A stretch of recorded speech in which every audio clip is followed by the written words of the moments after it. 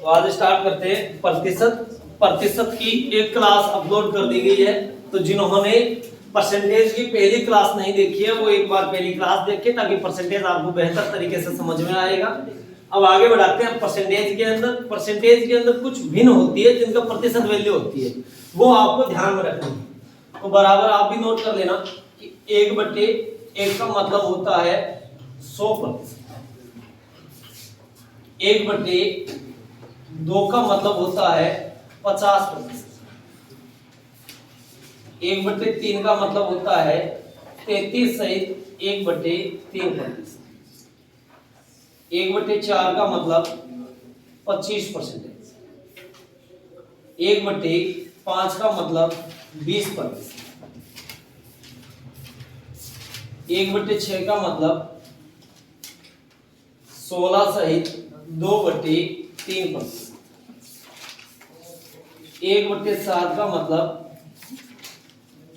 14 सहित 2/7%, 1/8 का मतलब 12 सहित 1/2%,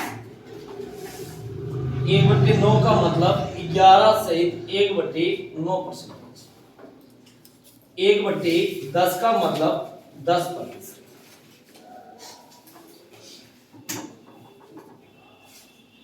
1/11 का मतलब 9 सहित 1/11%, 1/12 का मतलब 8 सहित 1/3%, 1/13 का मतलब 7 सहित 9/13%, 1/14 का मतलब 7 सहित 1/7%, 1/15 का मतलब 6 सहित 2/3%, 1/16 का मतलब 6 सहित 1/4%,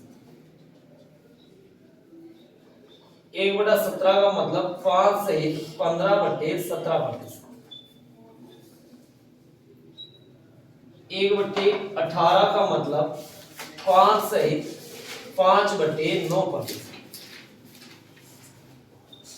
1/19 का मतलब 5 सहित 5/19%, 1/20 का मतलब 5%। तो ये कुछ भिन्न के भाग होंगे जिनमें प्रतिशत वैल्यू है कि क्वेश्चन ऐसा है कि किसी संख्या का अगर 5वां भाग है तो 5वें भाग का मतलब 20% है। अगर उसी संख्या का कोई भी संख्या है, उस संख्या का अगर 8वां भाग है, इसका मतलब 12 से 1/2% है। तो ये मैंने परसेंटेज इसलिए लिखे हैं कि जितने भी प्रतिशत के अंदर जो भिन्न के क्वेश्चन आते हैं इस प्रकार से आपके सामने, तो लगभग वो किसी न किसी संख्या का भाग होगा। इसलिए ये आपके लिए वेरी इंपॉर्टेंट है, जिनको ध्यान में रखना है 20 तक कि 20 तक के अंदर किसी संख्या का अगर भाग है तो प्रतिशत वैल्यू क्या होती है।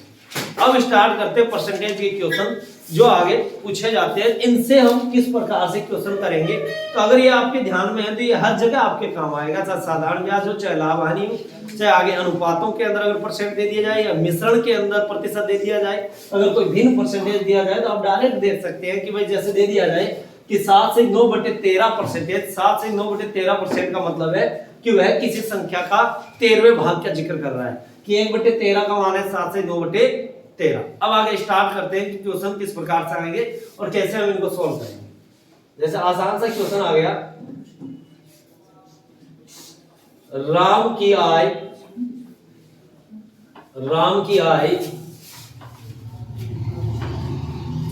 श्याम की आय से 25% कम है, तो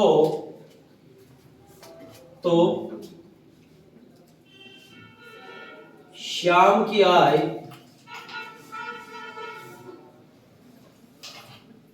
राम की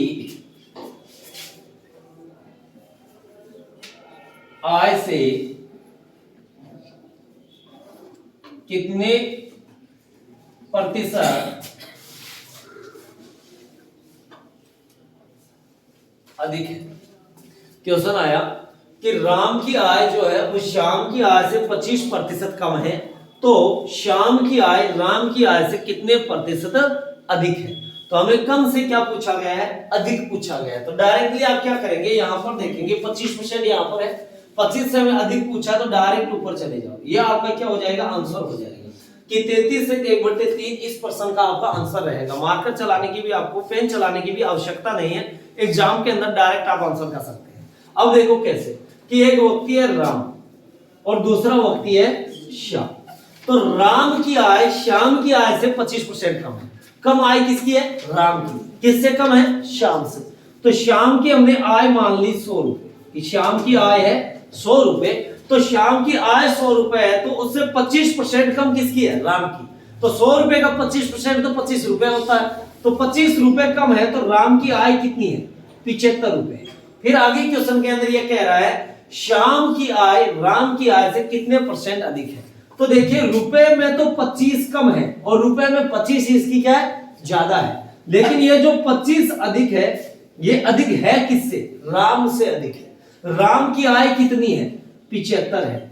इनटू हमें परसेंटेज वैल्यू चाहिए, तो हम प्रतिशत के अंदर बदलने के लिए 100% से गुणा करते हैं। किससे गुणा करेंगे, 100% से गुणा करेंगे। तो 25 से 75 कट जाएगा 3 बार, 3 का 100 के अंदर भाग देंगे तो आंसर हो जाएगा 33 से 1/3%। तो इतना करने से बेहतर है कि आप डायरेक्ट देख सकते हैं कि 25% अगर कम है, अधिक का पूछा है, तो डायरेक्ट आप क्या चले जाएंगे, ऊपर की ओर चले जाएंगे। ये आपका क्या हो जाएगा, आंसर हो जाएगा। जैसे क्वेश्चन आ रहा है ऐसे आपके कि राम की आय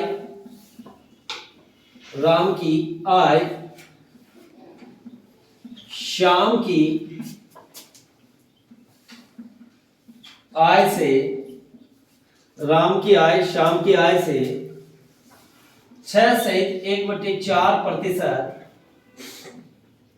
अधिक है। तो अधिक है तो श्याम की आय राम की आय से कितने प्रतिशत कम है। तो ऐसे क्वेश्चन देखते हैं, अधिकतर स्टूडेंट के डायरेक्ट माइंड खराब हो जाता है भिन्न देखते हैं कि 6 से 1/4 आ गया, भिन्न आ गया, अब आंसर होगा नहीं। तो डायरेक्ट आप ऐसा देख सकते हैं कि राम की आय श्याम की आय से 6 से 1/4% अधिक है, हमें कम का पूछा है। तो यहां पर भिन्न दे रखी है कितनी, 6 से 1/4। तो ये अधिक है, कम का पूछा है, तो नीचे की ओर आ जाओ, ये आपका क्या हो जाएगा, आंसर हो जाएगा। तो आपका आंसर कितना होगा, 5 से 5/17। तो पेन चलाने की भी आवश्यकता नहीं है, डायरेक्ट आप आंसर कर सकते हैं ऐसे क्वेश्चनों का। अन्यथा आप अगर निकालेंगे तब भी आपका आंसर यही आना है।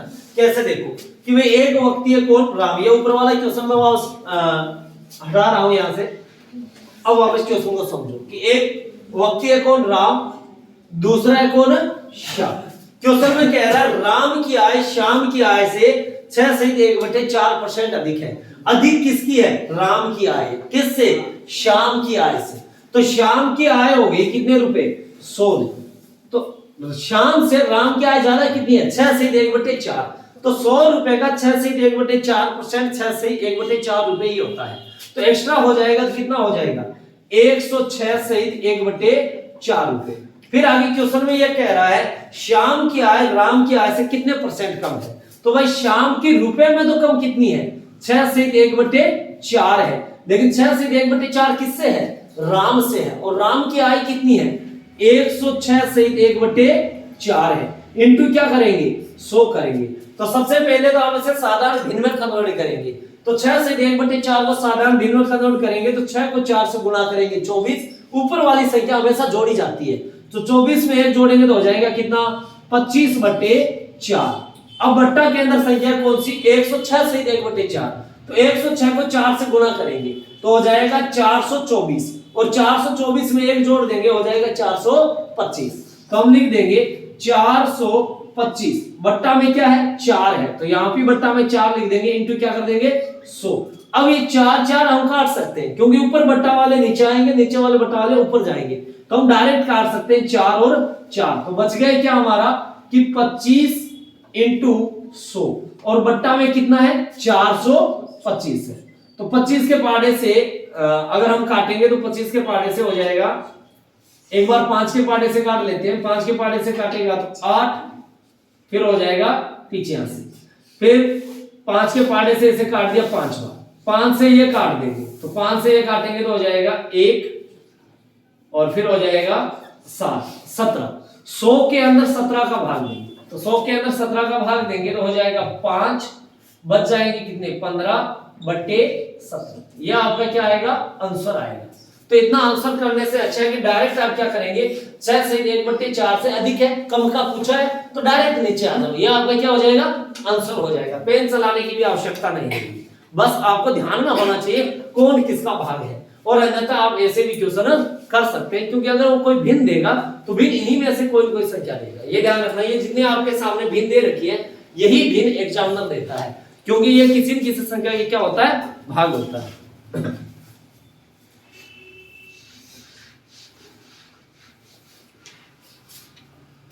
नेक्स्ट देखिए, जैसे मान लो क्वेश्चन चेंज करके उन्होंने दे दिया, एक गृहिणी के चावल की कीमतों में 20% की कमी हो जाने से 20% की कमी हो जाने से वह अपनी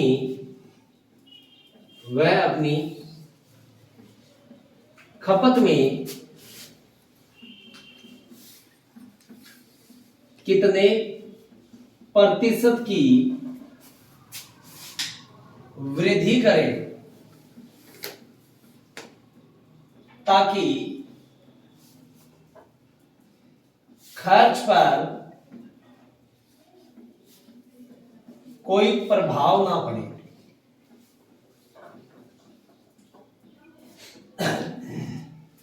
क्वेश्चन आ गया कि एक गृहिणी के चावल की कीमतों में 20% की कमी हो जाने से वह अपनी खपत में कितने प्रतिशत की कमी करे ताकि खर्च पर कोई प्रभाव ना पड़े। तो कमी कितने की है 20 की।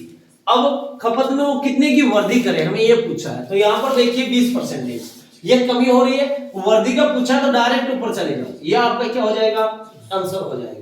इसने क्वेश्चन को चेंज किया है लेकिन तरीका वही रहना है कि 20 से क्या हो जाएगा 25%, आपका डायरेक्ट आंसर रहेगा 25%। अगर कम दे अधिक पूछे तो कम से आप अधिक की ओर जाएंगे, और अधिक दे करके कम की ओर पूछे तो आप नीचे की ओर आएंगे, वही आपका क्या हो जाएगा आंसर हो जाएगा। अब देखिए यहाँ पर कि एक गृहिणी के चावल की कीमतों में 20% की कमी हो जाने से वह अपनी खपत में कितने % की वृद्धि करे ताकि खर्च पर कोई प्रभाव ना पड़े।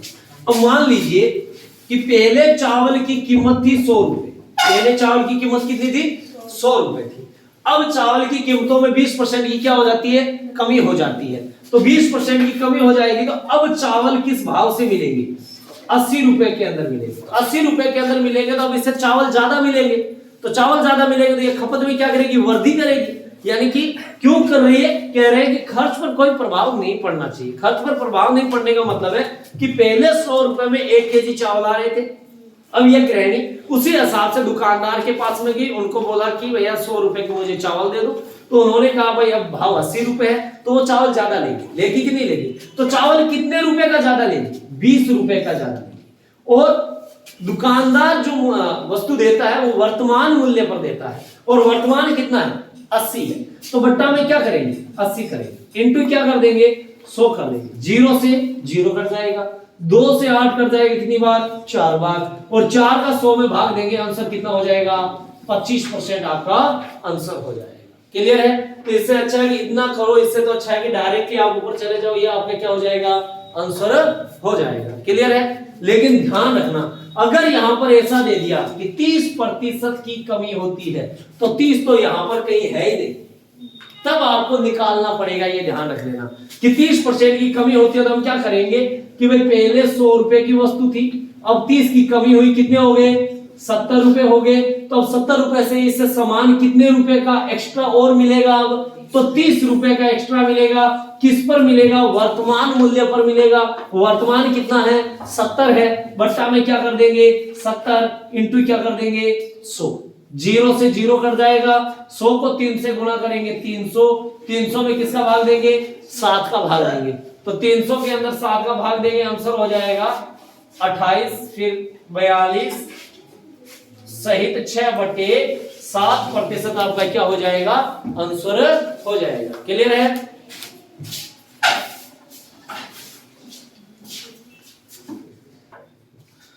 अब नेक्स्ट और क्वेश्चन देखो, इन्हीं से संबंधित की और क्वेश्चन किस प्रकार से आते हैं। जैसे क्वेश्चन आ गया, एक गृहिणी के चीनी की कीमतों में 30% की कमी हो जाने से, 30% की कमी हो जाने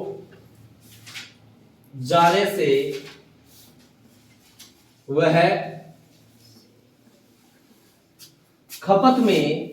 वह खपत में कितने प्रतिशत की वृद्धि करें ताकि खर्च केवल 5% बढ़े। क्वेश्चन कह रहा है कि एक गृहिणी के चीनी की कीमतों में 30% की कमी हो जाने से वह खपत में कितने प्रतिशत की वृद्धि करे ताकि खर्च केवल 5% बढ़े। तो यानी कि पहले जो चावल थे वो 100 रुपए केजी मिल रहे थे, बाद में चावल की कीमतों में कमी हुई, तो चावल की कीमतों में कमी हुई कितनी हुई 30 की कमी। इसका मतलब वर्तमान मूल्य कितना है 70 रुपए की। अब 1 केजी चावल के रुपए कितने लग रहे हैं 70। तो अब उस महिला के पास में रुपए 5 एक्स्ट्रा है, वो क्या कह रही है कि कितने प्रतिशत की वृद्धि करे ताकि खर्च केवल 5% बढ़े। तो इस बार ये 5 रुपए एक्स्ट्रा लेके आई है, तो इसके पास में टोटल रुपए कितने हैं 105 है, कि पहले 100 रुपए खर्च था, अब 5 रुपए एक्स्ट्रा, तो रुपए कितने ज्यादा है 5 ज्यादा है, तो 105 रुपए है। अब 105 रुपए के अंदर ये चावल लेना चाहती है, तो अब भाव कितना है 70 का, तो ये कितने रुपए एक्स्ट्रा सामान लेना चाहती है 35 रुपए एक्स्ट्रा। तो 35 रुपए का जो एक्स्ट्रा सामान लेगी वो किस पर लेगी वर्तमान मूल्य पर, बट्टा में क्या कर देंगे 70 इंटू क्या कर देंगे 100, 0 से 0 कट जाएगा, 35 को 10 से गुणा करेंगे 350, 350 में 7 का भाग देंगे, तो 350 के अंदर 7 का भाग देंगे, तो 7 से ये कट जाएगा कितनी बार 5 बार, हो जाएगा कितना परसेंट 50% की वृद्धि। कितने परसेंट की करनी होगी 50% की वृद्धि करनी होगी। क्लियर हो गया। जैसे इसी क्वेश्चन के अंदर आपसे ऐसा दे दिया जाए कि यहां पर तो ये दे रहा है कि एक गृहिणी के चीनी की कीमतों के अंदर 30% की वृद्धि होती है, यही कमी होती है, यहीं पर ये कह दे कि 30% की वृद्धि हो जाने से वह खपत में कितने प्रतिशत की कमी करे, खपत में कितने प्रतिशत की कमी करे ताकि खर्च केवल 17% बढ़े। क्वेश्चन ये आ जाए कि एक गृहिणी के चीनी की कीमतों में 30% की वृद्धि हो जाने से वह खपत में कितने प्रतिशत की कमी करे ताकि खर्च केवल 17% बढ़े। तो ऐसे किस्मों के लिए हम क्या करेंगे कि भाई पहले मूल्य जो था वो कितने रुपए था 100 रुपए था, अब ये कह रहा है कि भाई चीनी के भाव के अंदर वृद्धि हो जाती है, कीमत में वृद्धि होती है, कितने की वृद्धि होती है 30% की। इसका मतलब अब जो मूल्य है वो कितने हैं 130 रुपए। आगे ये कह रहे हैं कि वह खपत में कितने प्रतिशत की कमी करे ताकि खर्च केवल 17% बढ़े। इसका मतलब यह है कि ये महिला पहले के भरोसे 100 रुपए लेके आई। जब दुकानदार से कहा कि 1 केजी चावल दीजिए, तो उन्होंने कहा कि नहीं, अब 1 केजी नहीं आएगा, अब 30 रुपए ज्यादा बढ़ गए हैं, तो 130 हो गए। तब उसने कहा कि मेरा खर्च 17% बढ़ा सकते हैं। तो 100 रुपए में 17% बढ़ा सकते हैं, मतलब 117 रुपए उसके पास में है। तो वो चावल कितने रुपए का लेगी? 117 रुपए का चावल लेगी। और भाव क्या है अब? 130 का। तो दुकानदार उसे कितने रुपए कम चावल देगा? तो 13 रुपए कम देगा कि नहीं देगा? तो 13 रुपए जो कम चावल दे रहा है वो किस पर देगा? वर्तमान मूल्य पर देगा। किस पर देगा? वर्तमान मूल्य। और वर्तमान मूल्य कितना है? 130 है। तो बट्टा में क्या कर देंगे? 130 इंटू क्या कर देंगे? 100 कर देंगे। 0 से 0 कट जाएगा, 13 से 13 कट जाएंगे। कितने प्रतिशत की कमी करनी होगी? 10% की कमी करनी होगी, ताकि खर्च केवल 17% ही बढ़े। तो चाहे वस्तु के अंदर, किसी कीमतों के अंदर, चाहे वृद्धि हो चाहे कमी हो, आपको यही ध्यान रखना है, अगर कमी है तो कम कर देना है, वृद्धि है तो वृद्धि कर देना है, आपका आंसर आ जाएगा। लेकिन बट्टा के अंदर हमेशा ध्यान रखना, वर्तमान मूल्य रखना है। बट्टा में हमेशा कौन सा रखा जाएगा? वर्तमान, जिससे आपका आंसर आएगा राइट आंसर।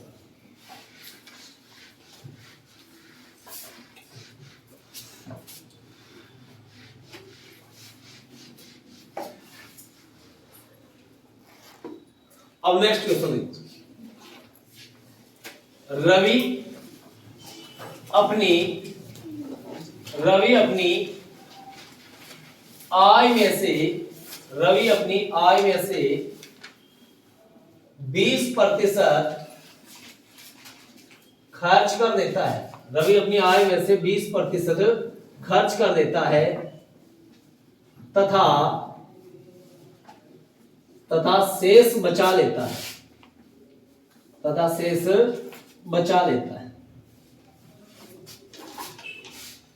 यदि अब उसकी आय में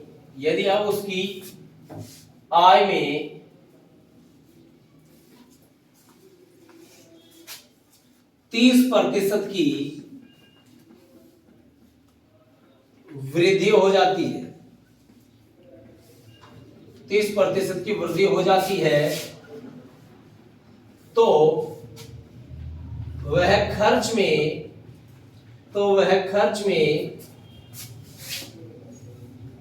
40% की वृद्धि करता है।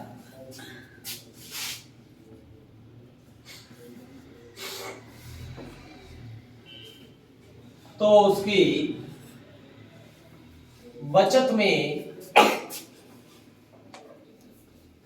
कमी या वृद्धि प्रतिशत बताओ।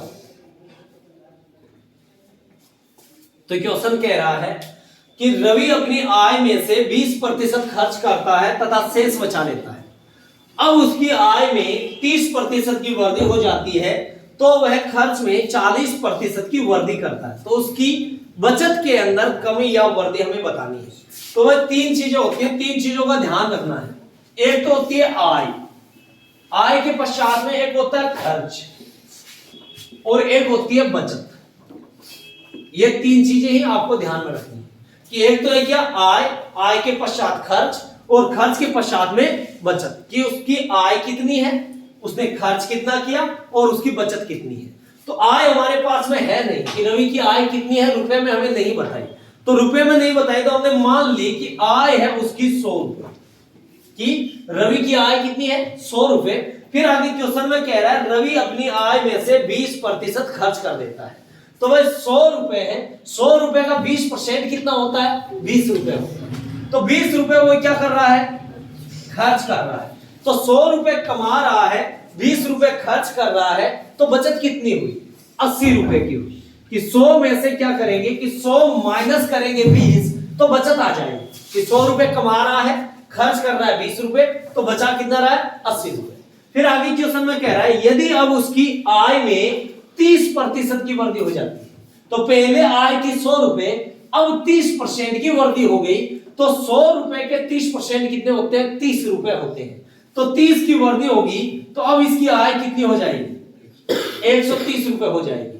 फिर आगे कह रहा है जब इसकी आय में वृद्धि होती है, तो ये खर्च में भी क्या करता है? वृद्धि करता है। और खर्च में वृद्धि कितने की करता है? 40% की करता है। तो मैंने आपसे शुरुआत में बताया था 40% का मतलब 40 रुपए नहीं है, 40% है। तो ये वृद्धि किस पर की? खर्च पर। खर्च पहले कितने रुपए था? 20 रुपए। अब खर्च पर 40% की वृद्धि की, तो 20 रुपए का 40% निकालेंगे। तो 20 बट्टे 100 इंटू क्या करेंगे? 40। जीरो से जीरो कट जाएगा, जीरो से जीरो कट जाएगा। 2 को 4 से गुणा करेंगे तो कितने होंगे? 8 रुपए। तो यानी कि अब ये खर्च में 8 रुपए की वृद्धि कर रहा है। तो पहले 20 रुपए खर्च कर रहा था, अब 8 रुपए ज्यादा कर रहा है। तो अब खर्च कितना कर रहा है? 28 रुपए खर्च कर रहा है। तो अब कमा कितना रहा है? 130। खर्च कितना कर रहा है? 28 रुपए। तो 130 माइनस करेंगे 28 रुपए, तो बचत आ जाएगी हमारी। तो 130 में से 28 घटाएंगे तो बचत आ जाएगी कितनी? 102 रुपए। अब आगे ये पूछा है तो उसकी बचत में कमी या वृद्धि बताओ। तो भाई पहले कितने रुपए बचा रहा था? 80 रुपए। अब कितने रुपए बचा रहा है? 102 रुपए। तो अब वृद्धि हुई या कमी? तो पहला कंसेप्ट क्लियर हुआ कि वृद्धि हुई क्या? वृद्धि। यहां पर यह कंसेप्ट क्लियर। फिर हमने ये देखा कि वृद्धि हुई कितने रुपए की? तो रुपए में कितने की हुई?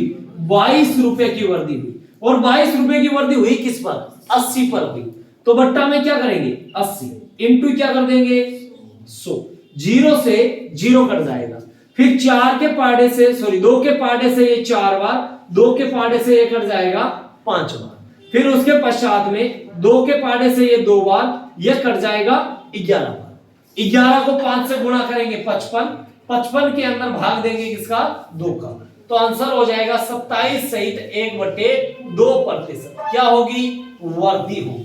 रुपए में अगर वृद्धि हो रही है तो परसेंटेज में भी क्या होगी?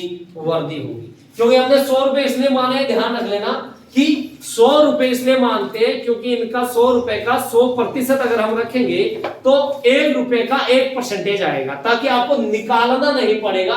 डायरेक्ट आप लिख सकते हैं कि 100 रुपए का 20% 20 रुपए होता है। 100 रुपए में 30 की वृद्धि तो 130 होता है। आपको केवल निकालना खर्च का परसेंटेज पड़ेगा। अन्यथा अगर आपने यहाँ आय कोई और मान ली तो आपको खर्च के अंदर, हर चीज के अंदर परसेंटेज वैल्यू निकालनी पड़ेगी। जैसे उदाहरण के लिए देखो कि इसका आंसर तो आया कितना? 27 से 1/2%। ये चीज आप माइंड में रखो। अब आगे देखो, जैसे मान लो कि आय हमने कुछ और मान ली, जो नहीं ये 100 रुपए माने, आय हम कितनी भी मान सकते हैं। कितने के लिए? जैसे ऐसा मान लो कि एक दिन की आय है 500 रुपए। एक दिन की आय कितनी है? 500 रुपए। कि एकदम कंसेप्ट समझा रहा हूं घर की तरह की। सभी 80% जो विद्यार्थी होते हैं वो कैसे होते हैं? किसान परिवार से होते हैं। तो सिंपल सी बात है, खेत का काम सभी के किया हुआ है। तो एक दिन की धाड़ी मान ली 500 रुपए। एक दिन की धाड़ी कितनी है? 500। खेत में काम कर रहे हैं, आय है 500 रुपए। अब सिंपल सी बात है, खेत के अंदर काम कर रहे हैं तो खेत के अंदर खर्चे की जरूरत तो है ना, कि जाते टाइम पान पुड़ियो ले जाए, ये तो कामड़ो है कोई। तो पान पुड़ियो ले जाए वो भाड़ो खर्च कितना वो करियो? 20%। तो किया किस में से? आय में से की। आय कितनी है? 500 रुपए। तो 500 रुपए में से 20% खर्च कर दिए, ना कि 20 रुपए की। तो 500 का 20% कितना होता है? 100 रुपए होता है। कितना होता है? 100। कि हम निकालेंगे 500 बटे 100 इंटू 20। जीरो से जीरो कट गया, 50 को 2 से गुणा किया, रुपए आगे कितने? 100। तो उसने 500 रुपए में से खर्च कितने किए? 100 रुपए खर्च कर दिए। अब कमा 500 रुपए रहा है, खर्च 100 रुपए कर रहा है, तो घर पर ले जाकर के बाबूजी को रुपए कितने देगा? 400 देगा। घर पर ले जाकर के कितने देगा? 400, क्योंकि उसकी कुल आय कितनी है? 500। 100 खर्च कर दे, 400 रुपए ले जाकर के देगा। अब जैसे मान लीजिए कि उसने खेत का कार्य किया और कार्य बड़ो मस्त करियो, यानी जबरदस्त कार्य किया, तो सेठ खुश हुआ, बोले देख यार तनकाल बड़े आनो है और काम बड़ो जबरदस्त कर लिया, तो कल तू आएगा ना तो तुम्हारी सैलरी बढ़ा दूंगा। अब बढ़ाएगा कितना? 30%। कि तुम्हारी आय कितनी बढ़ा दी जाएगी? अब 30% बढ़ा दी जाएगी। तो 30% बढ़ा दी जाएगी, इसका मतलब ये थोड़ा ही है कि 30 रुपए बढ़ाएगा। आपकी आय हो 500 रुपए, आपसे मैं कहूं कि मैं कल के बाद आपको 30% ज्यादा दूंगा, तो आप 30 रुपए से संतुष्ट हो जाओगे क्या? नहीं होंगे। आप कहोगे 500 रुपया है क्या? मिनटा में जोड़ ले, धारा जरूरत पड़ी कि 500 का 10%, 50, 20, 100, 30, 150 रुपया। कितना रुपया ज्यादा हो गया? 150। तब 150 रुपए एक्स्ट्रा हो गए, तो आय कितने रुपए होगी? 650। अब आप कमा कितना रहे दिन में? 650। अब 650 का मन सिंपल सी बात है, आय बढ़ी तो खर्चा भी बढ़ेगा, क्योंकि बापूजी तो 400 ही देना है। ई बात को ध्यान तो बापूजी ने है कौन के भाई अभी आय बढ़ी, क्योंकि डील तो सेठ के बीच रावण बीच हुई है। तो ये तो ध्यान को आप क्या करियो, खर्चों बढ़ा दियो, और खर्चों बढ़ा करके कितना बढ़ाया 40%। तब 40% का मतलब ये क्या, ये तो है ना कि भाई 40 रुपए, लेकिन यहां पर खर्च है कितने रुपए 100 रुपए। तो 100 रुपए का 40% 40 ही होता है। कितना होता है 40। तो 40 रुपए बढ़ाएंगे तो खर्च कितना बढ़ाया 140। अब पहले 100 रुपए था, अब कितना है 140। तो भाई अब कमा कितना रहा है 650, खर्च कितना कर रहा है 140।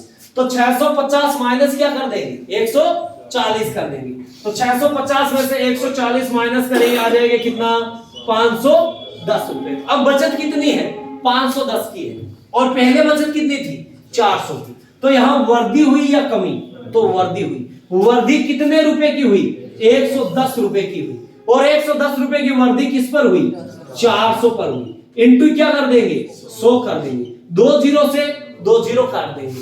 110 के अंदर 4 का भाग देंगे तो 4 का भाग जाएगा 2 बार, 4 दूनी 8, बच गए 3, हो गए 30, 7 चौक 28, बच गए 2, भाग दे रहे 4 का। इसी 2/4 को हम काट करके लिख सकते 1/2। प्रतिशत की क्या होगी वृद्धि होगी। तो पहले आंसर क्या आया था, कहानी समझ आ गई ना।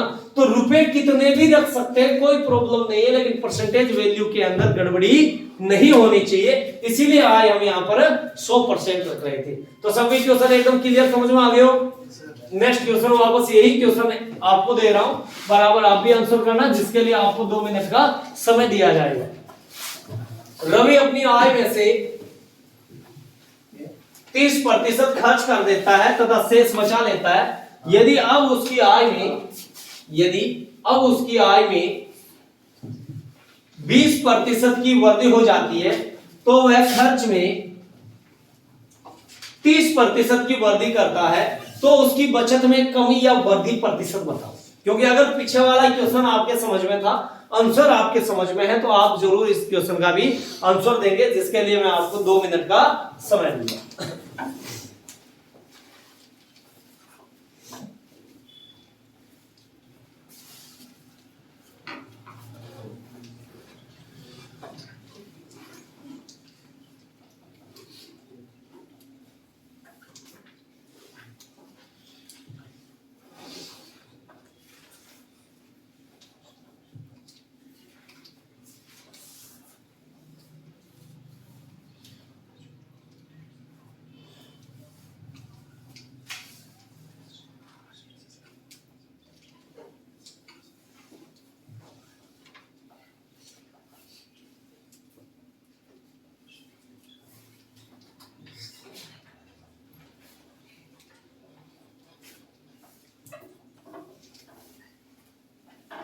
चलो देखते हैं अब आपका कि क्वेश्चन कह रहा है रवि अपनी आय में से 30% खर्च कर देता है। तो हमने आय मान ली 100 रुपए कि आय कितने रुपए 100 रुपए। फिर आगे कह रहा है 30% खर्च कर दिया, तो 100 रुपए का 30% 30 रुपए होता है। तो खर्च किया कितना 30 रुपए। तो कमा 100 रुपए रहा है, खर्च कर रहा है 30 रुपए। तो 100 माइनस 30 करेंगे तो बचत आ जाएगी। बचत कितनी है 70 रुपए की। फिर आगे क्वेश्चन के अंदर कह रहा है अब आय में 20% की वृद्धि हो जाती है। तो पहले 100 रुपए थी, अब 20 की वृद्धि हो गई, तो आय हो गई कितनी 120 रुपए। फिर आगे कह रहा है तो वह खर्च में 30 की वृद्धि करता है। तो खर्च पहले कितना था 30 रुपए, अब 30 रुपए पे 30% की वृद्धि करता है। तो हम 30 रुपए का 30% निकालेंगे।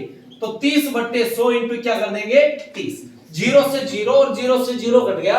3 को 3 से गुणा करेंगे तो अब खर्च के अंदर 9 रुपए की वृद्धि हुई। तो पहले खर्च कर रहा था 30 रुपए, अब 9 रुपए एक्स्ट्रा कर रहा है, तो अब खर्च करेगा कितना 39 रुपए।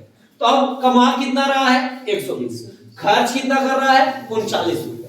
तो ये बचा कितना रहा है 81 रुपए। कितने रुपए बचा रहा है 81 कि 120 माइनस क्या कर देंगे 39, तो हमारी बचत आ जाएगी। पहले कितने रुपए बचा रहा था 70, अब कितने बचा रहा है 81। तो बचत के अंदर क्या हो रही है वृद्धि हो रही है। बचत में वृद्धि कितने रुपए की 11 हुई, किस पर 70 पर। इंटू क्या कर देंगे 100 कर देंगे, 0 से 0 कट जाएगा, 11 को 10 से गुणा करेंगे 110, और 110 में भाग किसका देंगे 7 का। तो 11 में 7 का भाग दिया, कितनी बार गया एक बार, बच गए 4, हो गए 40, 7 पंजा 35, शेष बचे 5, भाग दे रहे हैं 7 का, तो आंसर हो जाएगा 15 सहित 5/7% की वृद्धि। यहां रुपए में वृद्धि हुई है तो प्रतिशत में भी वृद्धि होगी। तो ये हो गया आपके क्लियर।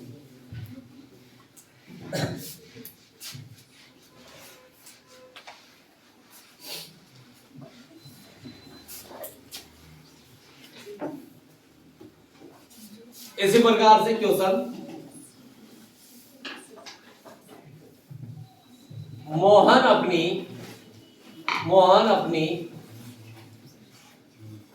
आय में से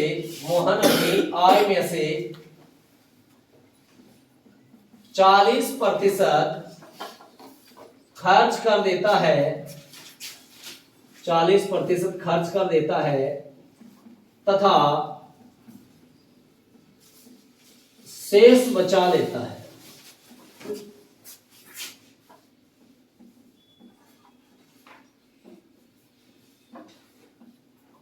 अब उसकी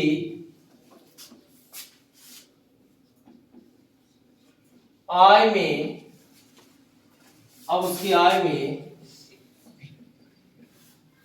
कितने प्रतिशत की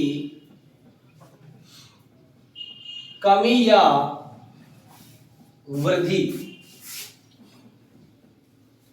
की जाए ताकि वह खर्च में 30% की वृद्धि व बचत में 40% की वृद्धि कर सके। अब पिछले क्वेश्चन के अंदर तो आपको आय के अंदर वृद्धि दे रखी थी और पूछा गया था बचत के अंदर वृद्धि या कमी बताइए। इस बार आपको आय के अंदर वृद्धि या कमी पूछ ली गई है और खर्च के अंदर वृद्धि और बचत के अंदर भी वृद्धि आपको दे रखी है, आपको आंसर बताना है। तो देखिए हम कैसे करेंगे कि वही कहानी है कि एक होती है क्या आय, आय के पश्चात खर्च और खर्च के पश्चात में बचत। आय हमने मान ली, आय हमारे पास में नहीं है तो हमने आय मान ली 100 कि आय है 100। फिर आगे क्वेश्चन में कह रहा है 40% खर्च कर देता है, तो 100 रुपए का 40% 40 रुपए होता है। तो 100 रुपए कमा रहा है, 40 रुपए खर्च कर रहा है, तो 100 में से 40 घटाएंगे तो बचत आ जाएगी। तो 100 में से 40 घटाए बचे कितने 60 लाख, तो इसकी बचत कितनी है 60 रुपए बचत है। फिर आगे कह रहा है अब उसकी आय में कितने प्रतिशत की कमी या वृद्धि की जाए। अब हमें आय का मालूम नहीं कि आय के अंदर कितनी वृद्धि या कमी की जाए, लेकिन आगे दे रखा है खर्च में 30% की वृद्धि। तो पहले खर्च कितने रुपए था 40, अब खर्च के अंदर 30% की क्या की जाएगी वृद्धि। तो 40 का हम 30% निकालेंगे, तो 40/100 इंटू क्या करेंगे 30, 0 से 0 कट गया, 0 से 0 कट गया, 4 को 3 से गुणा किया, कितने रुपए की वृद्धि होगी 12 रुपए की। तो पहले 40 रुपए खर्च था, अब 12 रुपए ज्यादा खर्च है, तो अब खर्च कितना होगा 52 रुपए। फिर आगे क्वेश्चन में कह रहा है बचत में 40% की वृद्धि, तो पहले बचत कितने रुपए की थी 60 की, अब 60 से 40% क्या होगा ज्यादा होगा, तो 60 रुपए का हम 40% निकालेंगे कि 60/100 इंटू क्या कर देंगे 40, तो 0 से 0 कट जाएगा, 0 से 0 कट जाएगा, 6 को 4 से गुणा करेंगे तो कितने रुपए एक्स्ट्रा होंगे 24 रुपए एक्स्ट्रा होंगे। तो पहले 60 रुपए बचा रहा था, अब 24 रुपए ज्यादा बचा रहा है, तो कुल रुपए कितने बचा रहा है 24 रुपए। तो हमें अगर आय चाहिए तो खर्च प्लस बचत इन दोनों का योग ही तो आय होता है कि 52 रुपए खर्च किए 84 रुपए बचा लिए, तो दोनों का योग ही क्या होगा आय होगा। तो 84 और 52 जोड़ लेंगे, तो 2 और 4 जोड़ेंगे कितना होगा 6, फिर 8 और 5 13, आय कितने रुपए है 136 रुपए है। पहले आय कितनी थी 100 रुपए, अब आय कितनी है 136 रुपए। तो आय में कितने की वृद्धि करेगा 36% की वृद्धि करेगा। यह आपका आंसर हो जाएगा। तो पूछने वाला आपसे कुछ भी पूछ सकता है। आय और खर्च देके बचत पूछ सकता है, खर्च और बचत के अंदर वृद्धि या कमी देके आय पूछ सकता है, या ऐसा भी हो सकता है कि आपको आय और बचत देकर के खर्च में कमी या वृद्धि भी पूछ सकता है। तो ध्यान आपको रखना है कि क्वेश्चन के अंदर पूछा क्या है।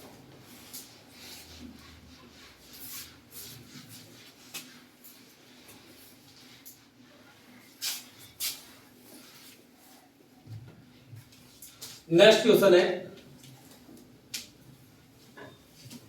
राहुल किसी परीक्षा में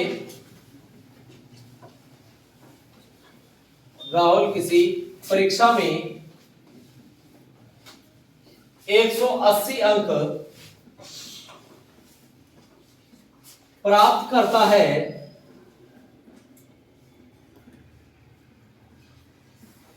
और वह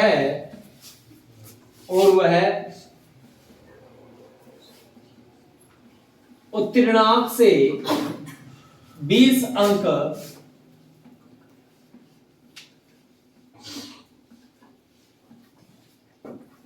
अधिक लाने में, और वह उत्तीर्णांक से 20 अंक अधिक लाने में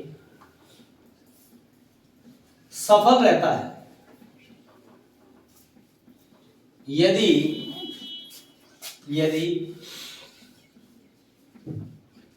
परीक्षा का उत्तीर्णांक 40% है तो परीक्षा का पूर्णांक बताओ। क्वेश्चन आ गया कि राहुल किसी परीक्षा में 180 अंक प्राप्त करता है और वह उत्तीर्णांक से 20 अंक अधिक लाने में सफल रहता है। यदि परीक्षा का उत्तीर्णांक 40% है तो पूर्णांक बताओ। तो सबसे पहले तो हमारे पास में क्या है, प्राप्तांक है कि राहुल ने कुल अंक कितने प्राप्त किए। तो राहुल ने कुल कितने अंक प्राप्त किए, तो प्राप्तांक है इनका कुल कितना, 180 अंक। कि इन्होंने प्राप्त कितना किया, 180 अंक प्राप्त किए। जब 180 अंक प्राप्त किए और परिणाम आया तो पता चला कि उत्तीर्णांक से 20 अंक अधिक लाने में सफल रहा। तो अधिक अंक कितने लेकर के आया, तो अधिक अंक लेकर के आया 20 अंक। फिर आगे हमें उत्तीर्णांक प्रतिशत दे रखा है कि परीक्षा का उत्तीर्णांक प्रतिशत कितना है। उत्तीर्णांक का मतलब है पूरा पास होना। तो उत्तीर्णांक हमें दे रखा है परीक्षा का, वो दे रखा है कितना, 40%। कि अगर 40% ले आता है तो वो पास हो जाता है। तब यहां से कंसेप्ट को समझिए कि 180 अंक प्राप्त किए और 20 अंक ज्यादा लेकर के आया। अगर 20 अंक नहीं लाता तब भी पास था, कि 180 अंक इसने प्राप्त किए, 20 अंक से ये अधिक लेकर के आया है। तो अगर इसके 20 अंक नहीं आते तो यानी कि 160 अंक आते तब भी ये पास था ना पूरा।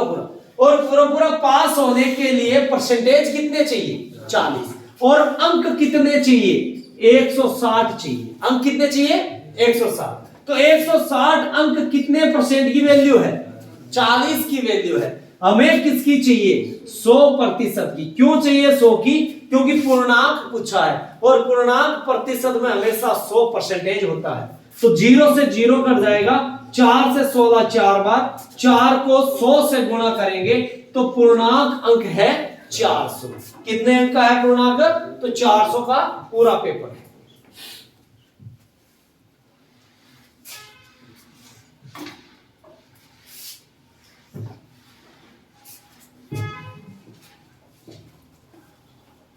नेक्स्ट क्वेश्चन है,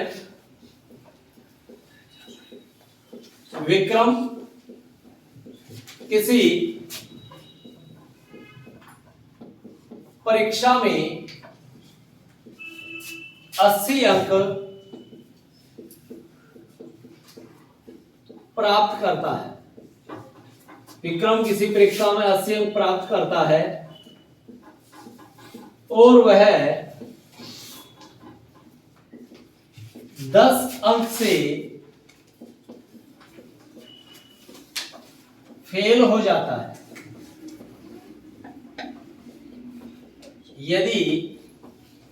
यदि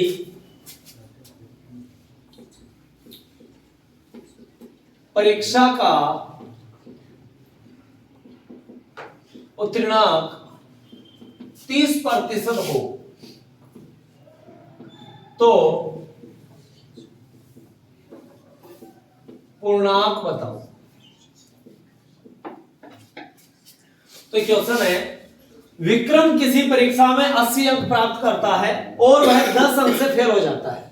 यदि परीक्षा का उत्तीर्णांक 30% हो तो पूर्णांक बताओ। क्योंकि यह क्लास के अंदर, परीक्षा के अंदर कंडीशन होती है कि कोई अधिक लेके आता है तो कोई फेल भी हो जाता है, लेकिन इसके अंदर हमें प्राप्तांक दे रखे हैं कि विक्रम ने कुल अंक कितने प्राप्त किए। तो प्राप्तांक हमें कितना दे रखा है, तो प्राप्तांक दे रखा है 80 अंक, कि इसने कुल 80 अंक प्राप्त किए। जब 80 अंक इन्होंने प्राप्त किए और परिणाम आया तो पता चला कि 10 अंक से क्या हो गया, फेल हो गया। इसका मतलब ये उत्तीर्णांक से 10 अंक क्या लेकर के आया, कम लेकर के आया, क्योंकि 10 अंक कम लेके आया तभी तो ये फेल हुआ। फिर हमें आगे उत्तीर्णांक प्रतिशत दे रखा है कि उत्तीर्णांक परसेंटेज कितना है। तो उत्तीर्णांक प्रतिशत दे रखा है परीक्षा का कितना, 30%। तो पास होने के लिए परसेंटेज कितने चाहिए, 30 चाहिए, और इसने अंक कितने प्राप्त किए, 80। अगर ये 10 अंक और ले आता, क्योंकि फेल कितने से हुआ है, 10 अंक से हुआ है, अगर 10 अंक और ले आता तो पास हो जाता। लाया कितना है, 80 तो लेके आया, कड़ी मेहनत की, कितने लाया, 80 लाया, और कितने अंक से फेल हो गया, 10 से। तो अगर ये 10 अंक और ले आता तो पास हो जाता। तो 80 में 10 जोड़ेंगे, टोटल अंक कितने चाहिए पास होने के लिए, 90 अंक चाहिए, और पास होने के लिए टोटल परसेंट कितने चाहिए, 30 चाहिए। तो ये जो 90 अंक है, ये 90 अंक किसकी वैल्यू है, 30% की है। इनटू में क्या कर देंगे, 100 कर देंगे, क्योंकि हमें पूर्णांक चाहिए। तो 0 से 0 कट जाएगा, 3 से 9 कट जाएंगे 3 बार, 3 को 100 से गुणा करेंगे तो पूर्णांक हो जाएगा कितना, 300। ध्यान रखना, अगर परीक्षार्थी अगर अंकों में फेल हो रहा है और हमें अगर पूर्णांक पूछे तो उत्तीर्णांक प्रतिशत में हमेशा उनका योग होगा, और अगर अधिक लेकर के आ रहा है तो प्राप्तांक अंकों में से उसका माइनस किया जाएगा, तब वह उत्तीर्णांक प्रतिशत के बराबर होगा। क्लियर हो गया। तो आज के लिए परसेंटेज के अंदर इतना ही, बाकी प्रतिशत से संबंधित क्वेश्चन करेंगे कल। कि परीक्षा से संबंधित और भी क्वेश्चन पूछे जाते हैं, जैसे मान लीजिए क्वेश्चन होता है कि किसी परीक्षा के अंदर मोनिका ने 20% अंक प्राप्त किए और वह 10 अंक से फेल हो गई। उसी परीक्षा के अंदर विक्रम ने 35% प्राप्त किए और 20 अंक अधिक लाने के अंदर सफल रहा। तो परीक्षा का पूर्णांक व उत्तीर्णांक बताओ। तो ऐसे क्वेश्चन हम करेंगे कल के दिन में। आज के लिए इतना ही।